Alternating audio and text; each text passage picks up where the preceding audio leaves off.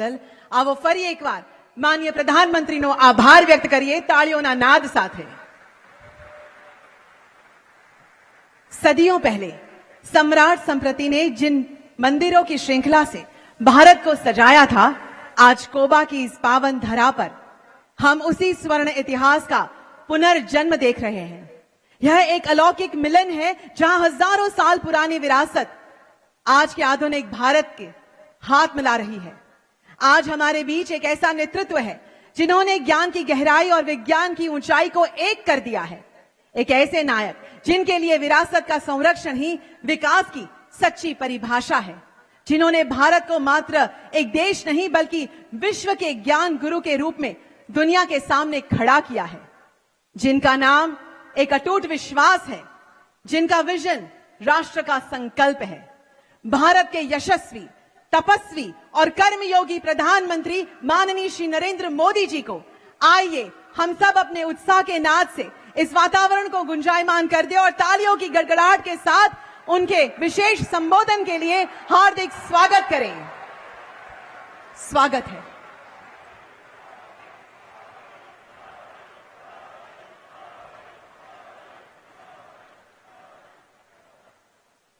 जय जिनेंद्र, जय जिनेंद्र। आचार्य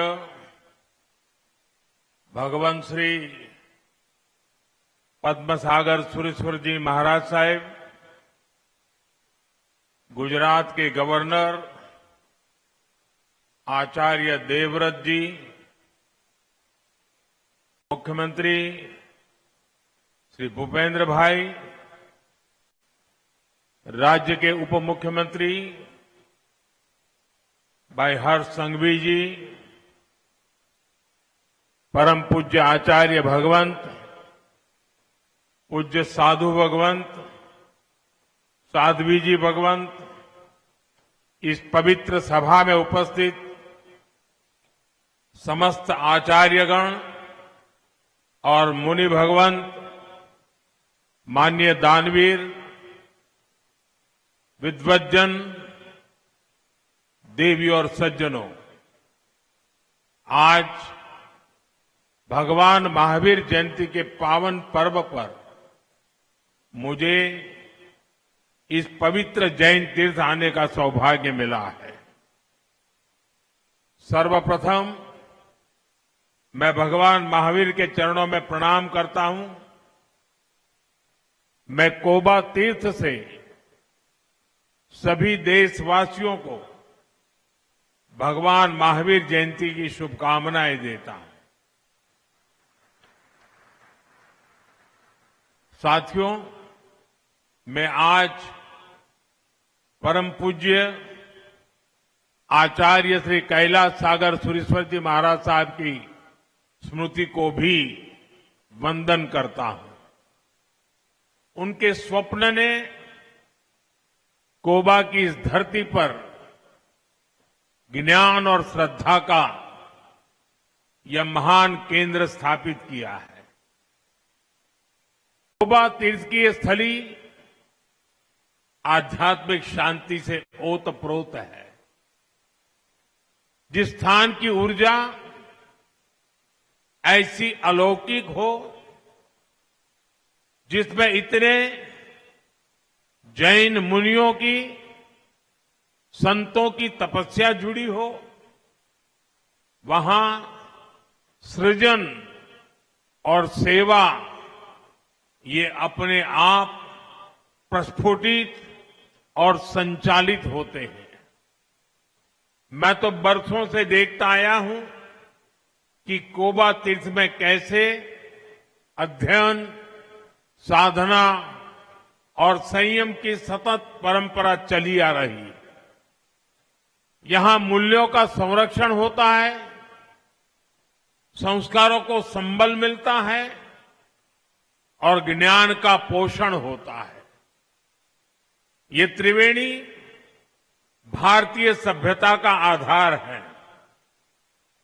इस त्रिवेणी को अविरल बनाए रखना ये हम सबका दायित्व है।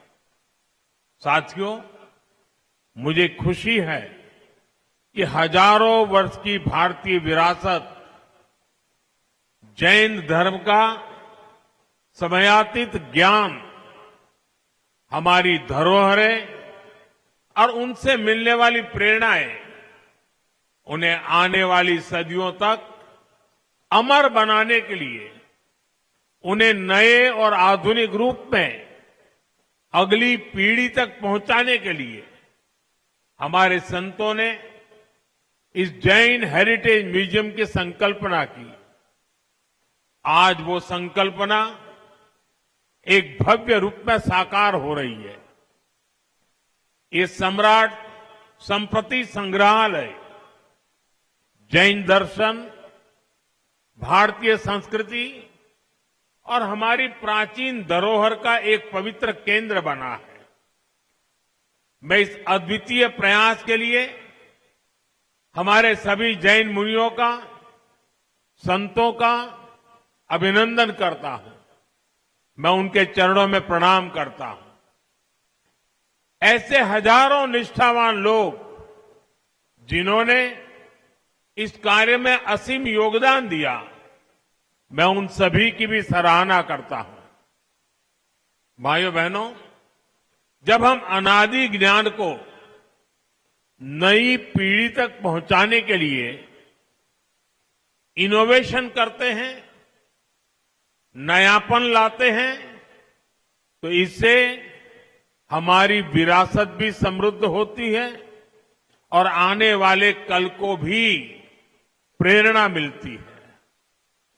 सम्राट संप्रति संग्रहालय ये भारत के कोटि कोटि लोगों की धरोहर है।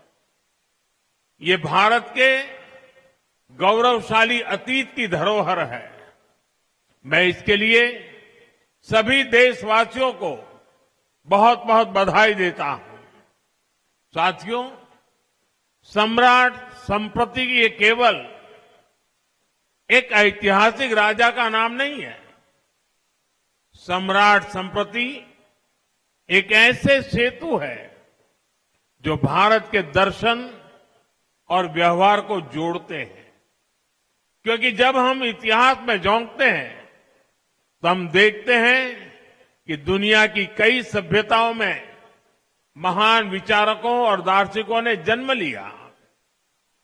मानवता के आदर्श भी अलग अलग परिभाषाओं में घड़े गए, लेकिन जब सवाल सत्ता और शक्ति का आया, कई शासकों ने आदर्शों और मूल्यों को किनारे कर दिया। इससे विचार और व्यवहार में, विचार और व्यवस्था में एक खाई पैदा होती चली गई। लेकिन भारत में सम्राट संप्रति जैसे शासक हुए जिन्होंने सत्ता को सेवा और साधना मानकर काम किया। जहां एक और कुछ शासकों ने हिंसा को हथियार बनाकर शासन किया, वही सम्राट संप्रति ने सिंहासन पर बैठकर अहिंसा का विस्तार किया। उन्होंने सत्य, अस्तेय और अपरिग्रह का प्रचार प्रसार किया। इतनी निष्पृहता से, इतने निस्वार्थ भाव से शासन को सेवा का माध्यम मानकर जीवन जीना, ये सीख हमें भारत के अतीत से ही मिलती है। इसी अतीत को हम इस म्यूजियम में सहेज रहे हैं।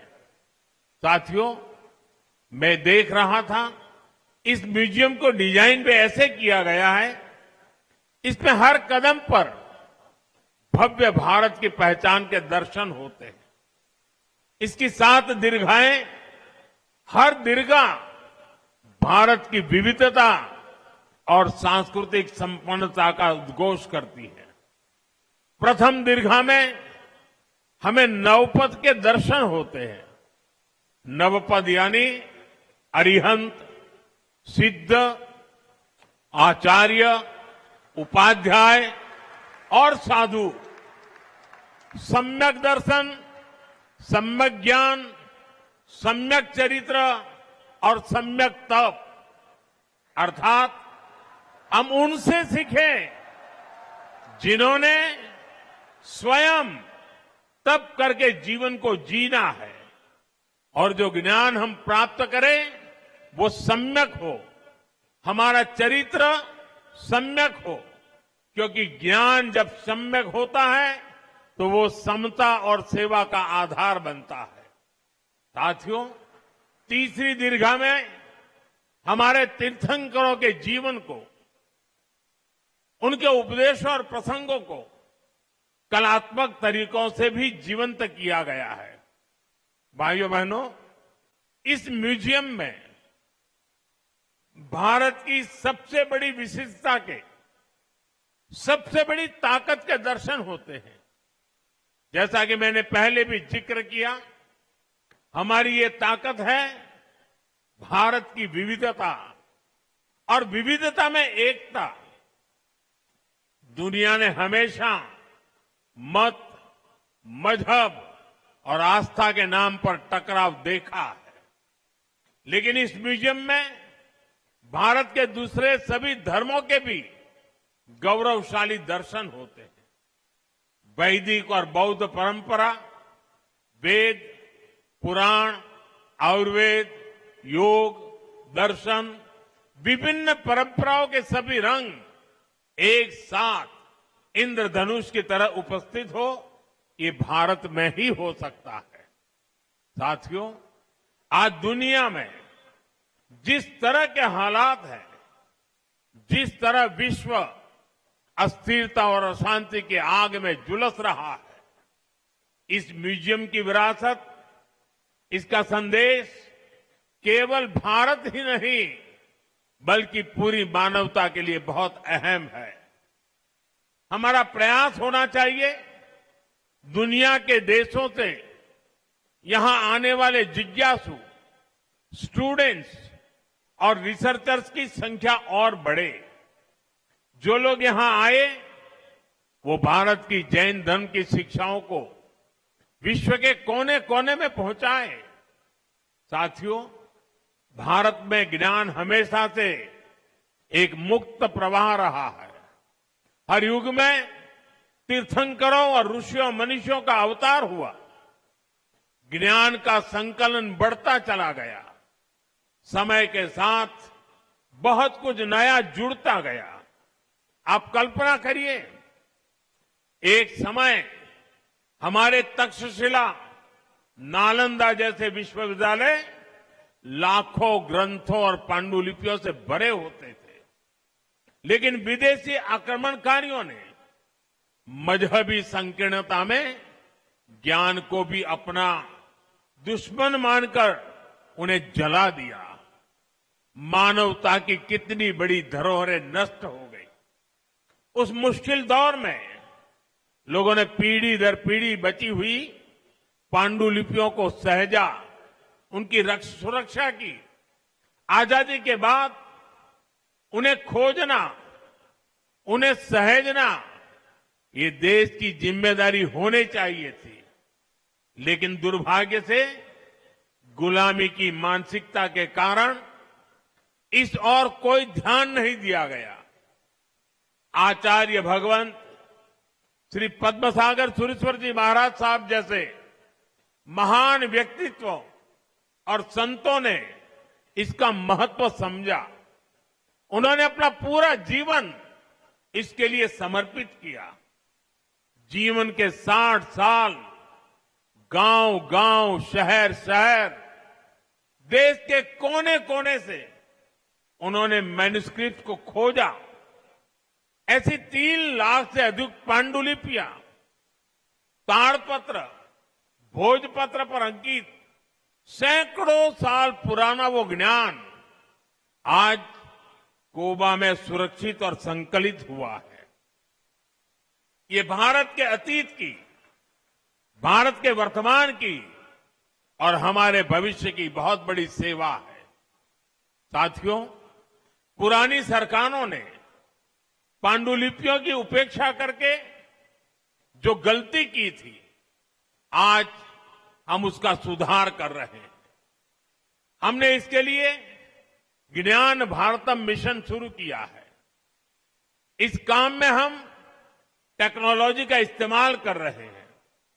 इस मिशन के तहत प्राचीन पांडुलिपियों का डिजिटाइजेशन किया जा रहा है, उनका वैज्ञानिक तरीके से संरक्षण हो रहा है, स्कैनिंग, केमिकल ट्रीटमेंट और डिजिटल संग्रह जैसे सभी प्रयास इस दिशा में हो रहे हैं। इसी रविवार को मन की बात में मैंने विस्तार से जिक्र किया है कि कैसे इस दिशा में एक सर्वे भी शुरू किया गया है। इसमें देश भर से लोग अपने पास संरक्षित पांडुलिपियों को अपलोड कर रहे हैं। ये अभियान देश के कोने कोने में बिखरी पांडुलिपियों को एकत्रित करने में बड़ी भूमिका निभाएगा। साथियों, सरकार के स्तर पर ज्ञान भारतम मिशन और कोबा तीर्थ का असाधारण योगदान समाज और सरकार के ये साझा प्रयास भारत के नए सांस्कृतिक अभ्युदय का प्रतीक भी है। साथियों, आज देश के कल्चरल हेरिटेज को सहेजने, विश्व के सामने लाने के प्रयास हर स्तर पर हो रहे हैं। पांडुलिपियां और ज्ञान धरोहर के संरक्षण का कार्य तो हो ही रहा है। इसके साथ साथ प्राचीन मंदिरों का पुनरुद्धार, तीर्थ क्षेत्रों का विकास, ऐतिहासिक स्थलों का विकास, आयुर्वेद और योग का प्रचार प्रसार, हर स्तर पर इस दिशा में काम हो रहा है। यहां गुजरात में ही लोथल में विशाल मैरीटाइम म्यूजियम बन रहा है और ये दुनिया का सबसे बड़ा मैरीटाइम म्यूजियम बनने जा रहा है। यहां से 70-80 किलोमीटर दूरी पर है। उधर वडनगर में एक बहुत बड़ा म्यूजियम बना है। वो दुनिया के अच्छे म्यूजियमों में उसकी जगह बन चुकी है। दिल्ली में युगे युगिन भारत म्यूजियम बनाने की भी तैयारी है। आज पहली बार आजादी की लड़ाई के इतिहास को भी समग्र रूप में सामने लाने के लिए सार्थक कार्य हुए हैं। आपको याद होगा, पहले ये काम राजनीतिक चश्मे से होते थे।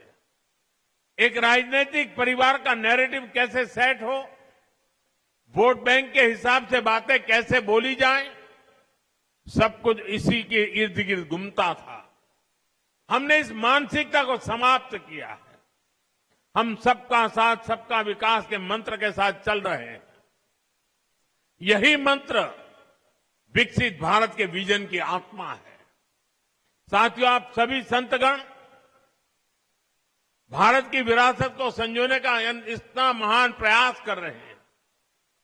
हम व्यक्तिगत आकांक्षा से ऊपर उठकर समाज और राष्ट्र के लक्ष्यों के लिए काम करते हैं तो देश के विकास को गति और मिल जाती है।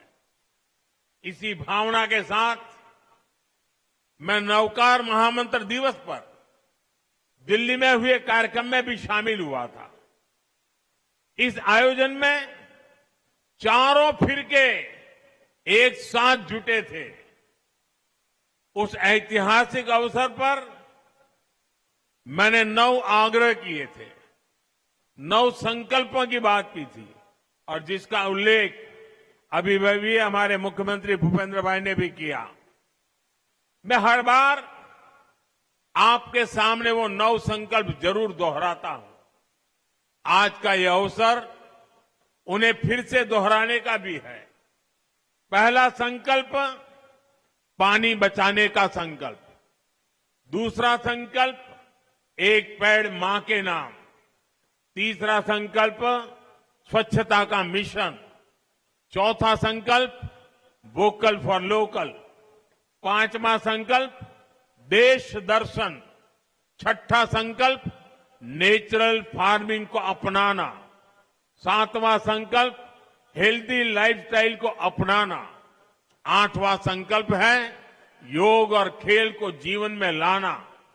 नवा संकल्प है गरीबों की सहायता का संकल्प और 10वां संकल्प आप सभी ने स्वयं से जोड़ लिया है और वो है भारत की विरासत का संरक्षण।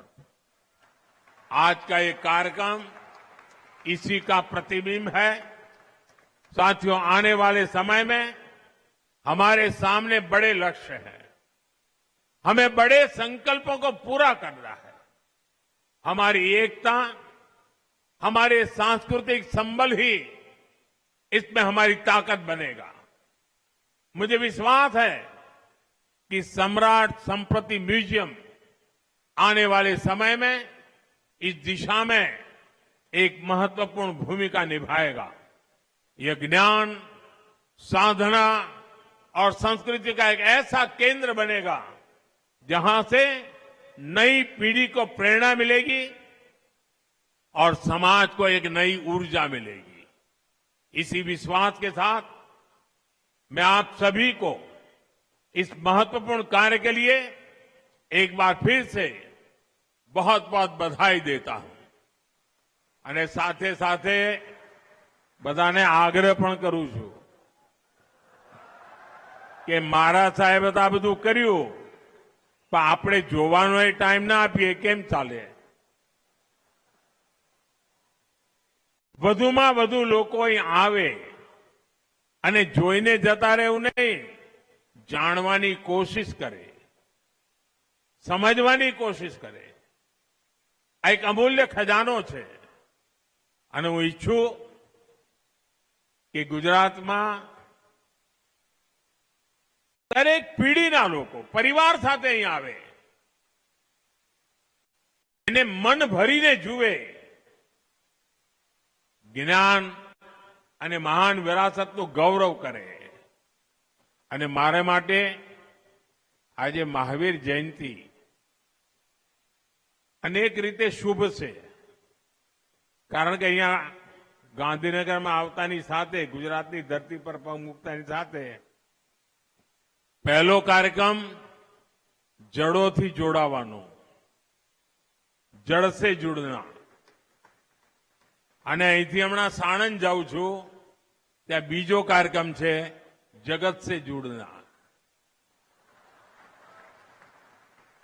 અહીંયા મહાન સાંસ્કૃતિક પરંપરાઓ, ભવ્ય ભૂતકાળ એની સાથે આચમન લીધું અને સાણંદમાં જઈને વિશ્વની આધુનિકમાં આધુનિક ટેકનોલોજી, ચિપ્સના નિર્માણનું ઉદઘાટન થઈ રહ્યું છે, સેમિકન્ડક્ટરનું ઉદઘાટન થઈ રહ્યું છે।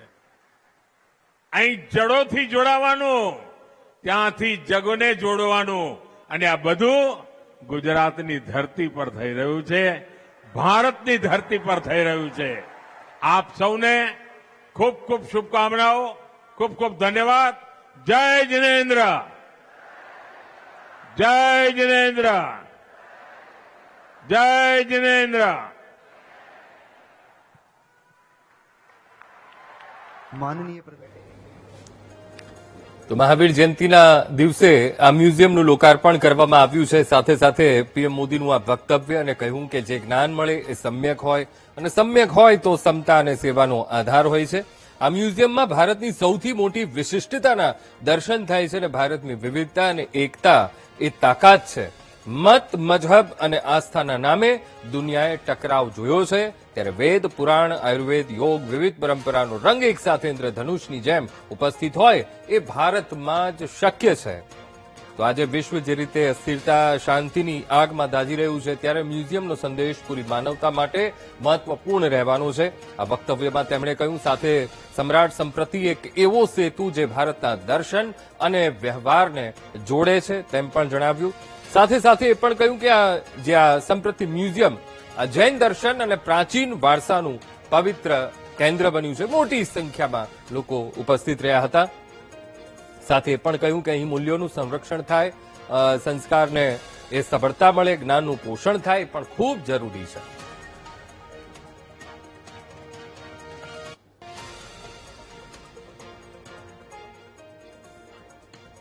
સમાચારમાં આગળ વધીએ। બિહારના